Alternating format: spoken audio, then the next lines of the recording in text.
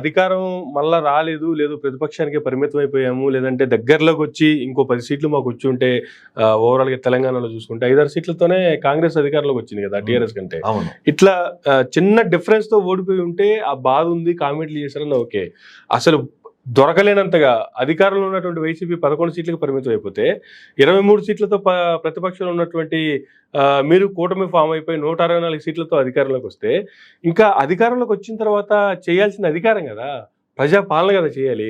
ఇంకా దీనికే కన్ఫ్యూజ్ అయిపోయి ఇంకా కామెంట్లకే పరిమితం, లేదంటే జగన్మోహన్ రెడ్డి అనే వ్యక్తిని సహించలేకపోతున్నాం అంటే మీరు ఆల్రెడీ అధికారంలోకి వచ్చారు, మీరేందుకు ప్రూవ్ చేసుకోవాలి కదా, మీ అనుభవాన్ని ఇక్కడ చూపించాలి కదా.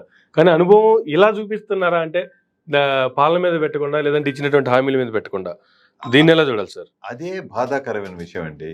యాక్చువల్ గా చంద్రబాబు నాయుడు గారికి ఉన్నటువంటి ఎక్స్పీరియన్స్ గానీ, అంతకుముందు చేసినటువంటి మంచి చెడు గానీ, ఇవన్నీ చూస్తే ఈసారి ఆయన రియలైజ్ అయ్యాడు.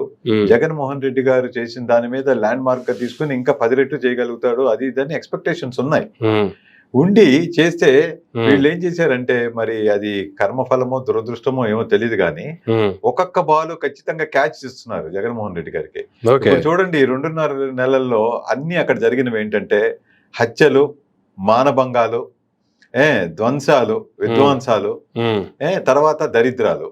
ఇప్పుడు ఫార్మాసిటికల్ అగ్ని ప్రమాదం అనేది దరిద్రమే. అది అర్థమవుతుంది. ఇప్పుడు జరగనివి 2-3 నెలల్లో ఈ ఎక్కడ ఫైర్ యాక్సిడెంట్లు, మళ్ళీ ఇంకోటి ఏదో జరిగిందిట నిన్న.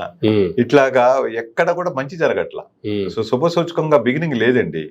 వీళ్ళు ఫస్టే మేకపోతే ఏదో బలిచ్చినట్టుగా రక్తంతో ఇది చేసి తర్పణం చేసి ప్రారంభించకూడదు. ఎప్పుడు విఘ్నేశ్వరుడికి భక్తితో మనస్ఫూర్తిగా టెంకాయ కొట్టి ప్రారంభించాలి. అధికారం మీదే కదా, అధికారం మీదే కదా. 5 సంవత్సరాలు మీరు ఎప్పుడైనా రివెంజ్ తీసుకోవచ్చు, ఇలాంటి కార్యక్రమం ఎప్పుడైనా చేసుకోవచ్చు.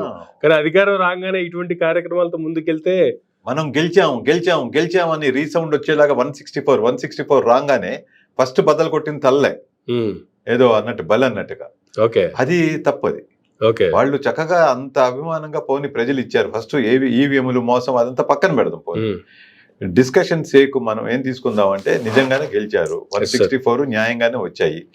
వచ్చినప్పుడు అసలు ప్రజలు అప్పచెప్పిన బాధ్యతతో ఈ చిన్న చితక నెగటివ్ థింకింగ్ ఉన్న కక్షలు కార్పణ్యాలు ఉన్నా కూడా అవన్నీ అటకెక్కించేసి ఈ 5 ఏళ్ళు ప్రతి రోజు నాకు ఇంపార్టెంటే, 24 అవర్స్ పనిచేయాల్సిందే నిమిషం లేకుండా అని చెయ్యాలి కదా. 95లో లాగా అవుతాను నేను అంటే 95లో లాగా దండించడం తిట్టడం కాదు, చెయ్యాలి. తర్వాత ఇప్పుడు డిమాండ్ ఎక్కువ, 95లో ఉన్న డిమాండ్ తక్కువ మీ నుంచి. ఇప్పుడు డిమాండ్ చాలా ఎక్కువ. ఆల్రెడీ 5 ఏళ్ళు బ్రహ్మాండంగా ఉతికి పడేశారు జగన్మోహన్ రెడ్డి. ఒక రకంగా చూసుకుంటే జగన్మోహన్ రెడ్డి గారు ఫస్ట్ టైం సీఎం అయ్యారు. ఫస్ట్ టైం సీఎం అయినటువంటి జగన్మోహన్ రెడ్డి గారే ఇన్ని కార్యక్రమాలు, ఇంత సంక్షేమం, లేదంటే ఇంత అభివృద్ధి చేయగలిగితే ఆల్రెడీ 14 సంవత్సరాల అనుభవం ఉన్నటువంటి, 40 సంవత్సరాల రాజకీయ అనుభవం ఉన్నటువంటి చంద్రబాబు గారు అయితే ఇంకా ఎక్కువ చేయగలరు కదా అని జనాలు మేబీ నమ్మి ఉండొచ్చు కూడా. చాలా అనుకున్నా కూడా అంతకుమించి ఎక్కువ చేయాల్సిన బాధ్యత మీ మీద జనం పెట్టారు.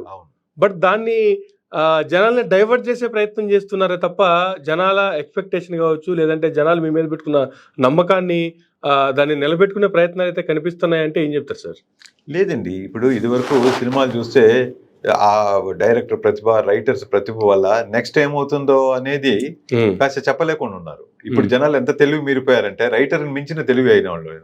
నెక్స్ట్ ఇంటర్వెల్ నుంచి ఏమవుతుందో చెప్తారు వాడే. మామూలుగా పెద్ద చదువు ఉన్నా లేకపోయినా కూడా ఫస్ట్ 10 మినిట్స్ మూవీ చూస్తే చాలు, లాస్ట్ 10 మినిట్స్ ఏం జరుగుతుందో కూడా ముందు ఎక్స్పెక్ట్ చేస్తారు. అలాగా ప్రజలు ఓకే అంత ఇదిగా చెప్పారు కాబట్టి ఏదో మనకు 10 రూపాయలు ఎక్కువ వస్తాయి, ఒక్కసారి ఆయనకి పదవి పోవచ్చు, జగన్మోహన్ రెడ్డి గారు రెస్ట్ తీసుకోవచ్చు, సరే ఏ ఆశతోనో దేనితోనో ఒక 10% వాళ్ళు ఇటు వేసారు అనుకుందాం. 10 లక్షల తేడా, 10 లక్షల ఓట్లు ఇటే పడ్డాయని అనుకుందాం. అనుకుంటే అదే అంటున్నా, ఎంత బాధ్యత. ఇప్పుడు వాళ్ళందరూ కూడా విత్ ఇన్ నో టైము తెలుసుకోబట్టే ఇప్పుడు ఎడబాటు, విరహం కూడా, ఆ ఎడబాటు కూడా ఇంకా ప్రేమను పెంచుతాయి అన్నట్టుగా జగన్మోహన్ రెడ్డి విలువ ఇప్పుడు ప్రజలకు తెలిసి వచ్చింది. With in short time realise అయ్యారు. కావాలంటే చూడండి, ఛాలెంజ్ చేస్తున్నా, ఇప్పటికిప్పుడు మళ్ళీ ఎలక్షన్లు పెట్టమనండి, ఎంత రివర్స్ అవుతుందో, సీన్ రివర్స్ అవుతుంది. నిజమైన 11 ఇటు వస్తాయి, 144 అటు వస్తాయి ధర్మంగా, ఖచ్చితంగా. ప్రజల టాక్ అండి, ఇది నా టాక్ కాదు. నేనేం పొలిటీషియన్ కాదు, నేనేమి బయటకు వచ్చి మాట్లాడను, నేను ఏ రాజకీయ నాయకుడిని కాదు. నేను నా వర్క్ చేసుకుంటాను.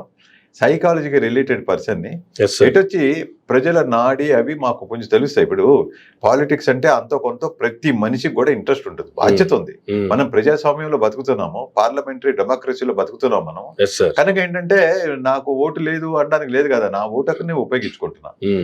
అలాగనే తెలుగు రాష్ట్రాల్లో పుట్టాం కాబట్టి నాకు 2 రాష్ట్రాల్లో చాలా ఇంపార్టెంట్ ఏమవుతుందండి. Mm. తర్వాత మన తరం వెళ్ళిపోతుంది, రేపు మేము కూడా ఇంకొక 20 ఏళ్ళు బతుకుతాం, 30 ఏళ్ళు బతుకుతాం, వెళ్ళిపోతాం. Sir. కానీ నెక్స్ట్ జనరేషన్ గురించి ఆలోచించాలి కదా, అంతే ఆ కదా. బాధ్యత ఉండాలి కదా. అంతే కదా. ఆ బాధ్యత ఉన్నప్పుడు మనం మన ఇచ్చే మెసేజెస్ కానీ, ఉపన్యాసాలు కానీ, మాటలు కానీ Mm. అది వాళ్ళకి ఐ ఓపెనింగ్ గా ఉండాలి ప్రజలకి. Mm.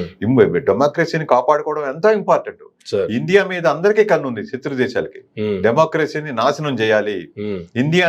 ఇండియా అంత స్ట్రాంగ్ గా ఉందంటే డెమోక్రసీ వల్ల, Mm. అది పోగొట్టాలి అంటే ఇప్పుడు జరిగినటువంటి ఎలక్ట్రల్ అంతా మోసం అని తెలిస్తే ఇరుగు పొరుగు దేశాలు ఏమనుకుంటాయండి? Mm. అసలు ప్రతి వాళ్ళకి విశ్వాసం పోతుందా లేదా? బద్ధకంగా ఆ రోజు లీవ్ పెట్టో, లాస్ ఆఫ్ పేమెంటో, ఆ రోజు భోజనం కూడా లేకుండా వచ్చి ఓటేసిన వాళ్ళు ఉన్నారే బాధ్యతగా, Yes, sir. వాళ్ళందరికీ రేపొద్దు నమ్మకం ఉంటుందా ఓటు మీద? Mm. ఏం లాభం అని ఓట్లు వేయడం మానేస్తే ఏమవుతుంది?